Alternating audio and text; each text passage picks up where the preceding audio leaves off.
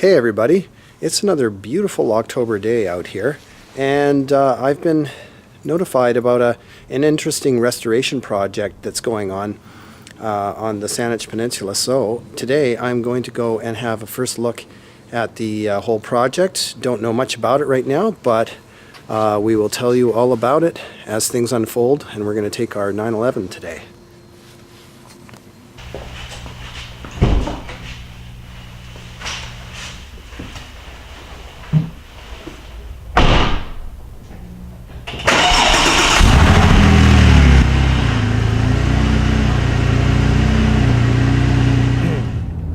We're getting some amazing weather right now around here.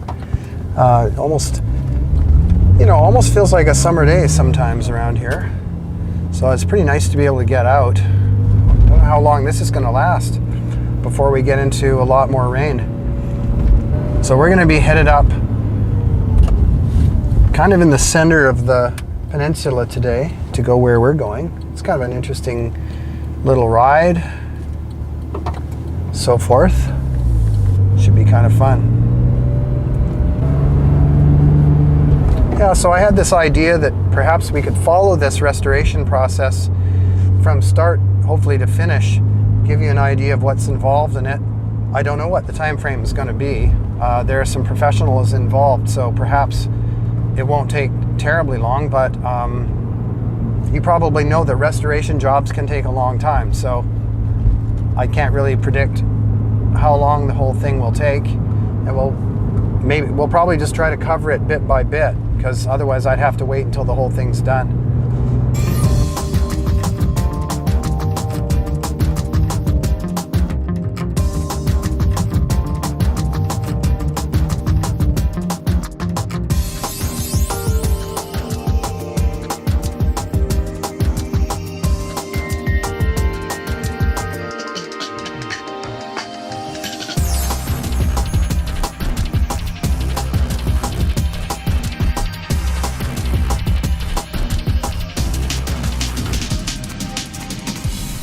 Okay, here we are. We've made it out to this gentleman's place. His name is Pat, and today we're mainly here to see Morgan that he is going to be working on.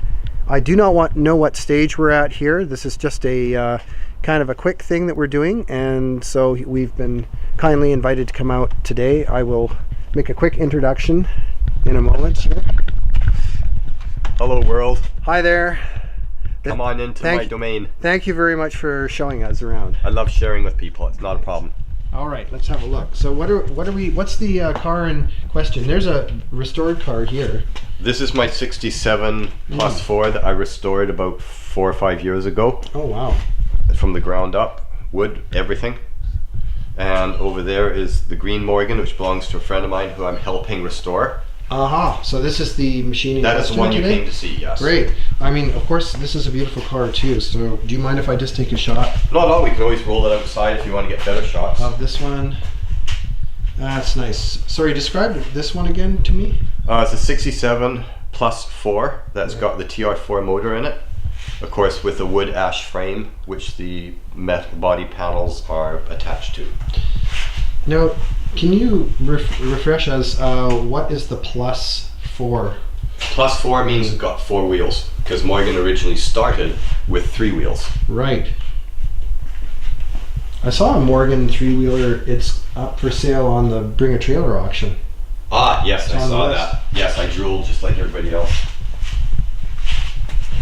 And over there is my 69 E-Type that I have just started restoration on. Oh. As in, it just got bead blasted and epoxy primered.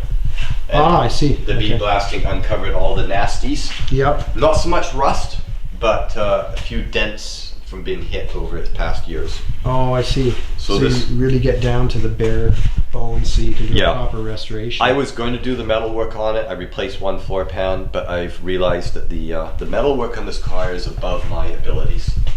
So I'm going to be having a fellow do the work. Fantastic. Who knows his stuff. This is your work there, over in that? Yes. Yeah, that's the floor pan I did. Nice. It wasn't a big deal to do. It was just a lot of work. But when you start talking about shapes and curves on the body, it's like I can't even imagine. it's a little. It takes an artistic flair to do that. Must take probably years and years to get the expertise I would working think at things, so, yeah. to do that, yeah. And I will never get it. So I have to realize my limitations. All right, so let's talk about this. This is your This is a current restoration project. Yeah, I'm helping a friend restore it because I've got the room and some knowledge. It's a 65 Morgan 4.4. First 4 is in 4 wheels, second 4 is in a 4-cylinder. 4-cylinder. So This is rather a rare one because all the body panels are aluminum, with the exception of the front fenders. oh, these are steel. Steel fenders. These are steel. Yeah. But all the rest of it, the cowl, all the fenders, the quarter panels at the back, the engine hood is all aluminum, and that's a bit rare. What about wood in this car? Yes, this is typical Morgan. It's Yeah. got all wood, all up along here is wood, down the A posts, the sills, the B posts, all up and around the rear quarters along here. You can see all the wood in there. And then what they did is they took the metal or aluminum in this case and just bent over all the wood and formed it to the wood. That's wood there. There's screws in there. Yeah, it's all ash. Ash wood. And that's more wood down there, is it? Or is that steel? That is steel. Because that's probably a bumper. Yeah, that's kind of like a spreader between the two chassis rails. The car is, of course, on your standard chassis rails that go up each side of the car. And the floorboards are plywood. Floorboards are plywood. Yes. And so they're going to be restored back to, if they need to be, they're going to I'll stay either build plywood? new ones or clean them and paint them. Right. I haven't got them out yet, so we don't know. Let's have a look here. So This is a very rare Morgan because it's got no wood rot, which is absolutely unheard of. right. And still today, they are building Morgans the same way, with Yeah. wood. Yeah. In fact, I was at the factory last year. Oh, there's your battery Yeah. down there. So that would normally be covered by something here, right? Yeah, there's a piece of plywood that goes Right. across here. Just so funny to see wood in a car. I still have a little bit of trouble wrapping my head around it. You know, it's just not what I'm used to. Well, when they bend the sheet metal over the wood, that's what's called coach building. Hence the firm downtown that's called Coachworks, which is Coachworks. well known for their quality painting. We've been down to Coachworks actually. We met Mike Graham down there. Yes. And well, it was when I was looking at my Studebaker, I brought it in to get an estimate for some roof work. Peter wants to do the roof actually. Okay. So we'll see how that goes. I think that'll be the winter project this year. Ah. This is a nice little motor. It looks very clean. Yeah, that's the Kent 1600 Crossflow with the dual DCOE Weber 40s. That is actually the same engine that is in my Lotus Super 7, which isn't here. It's in storage, taking the spot where this came from because I had to have somewhere to put it. Oh yeah. Nice. That's a nice performing engine. It balances this car very well. This is a driving car then. It was until I It was a started driving taking it car. apart. Yes, Yeah, I it drove looks- it it here looks last week. Yeah, it looks complete. It just is in need of a restoration. It's very tired. It was originally orange, painted green, and the only way to properly clean it up is just to strip it. The owner wants it painted, and so we thought, you know, if we're going to do it, let's do it properly and make it spiffy and clean, powder coat everything. Oh wow! So you're gonna go all out with it? That's nice. Yeah, Yeah, it looks clean. I've never ever heard of anything being in this good a condition. My Morgan, I had to replace 3/4 of the back of the wood. All of this up around the quarters on mine was just completely shot. And luckily I'm a woodworker, so Yeah. but it was still an extremely challenging job to do. Well, again, it's specialty work, right? Yeah.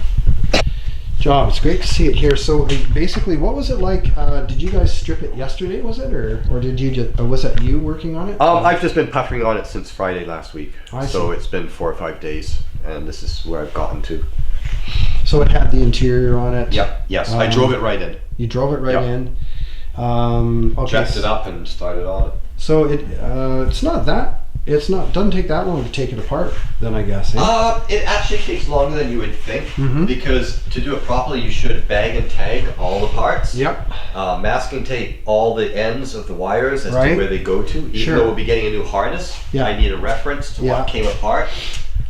There's screws that are rusted, bolts that shear off, all the little gotchas that you don't think about.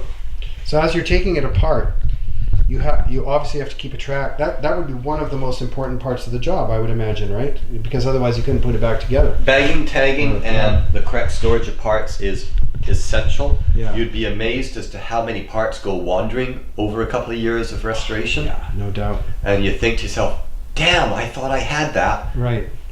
I don't, so I buy a new one, and then a year later I find it. Of course. Yeah, I've done that too. Yes. And you've got 2 cowls here. Those that's the engine cover. Got Yeah, it. this side has a bulge for the Webbers.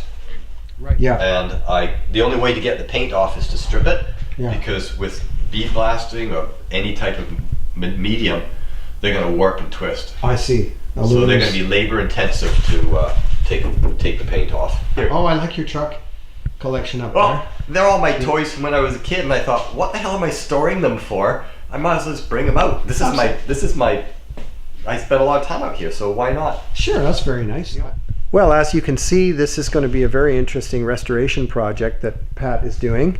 And we will be following this over the course of, I don't know how many months. It's going to be, probably won't take more than a year, I don't think, by the sound of it. But this will be episode 1 in the series on the Morgan restoration.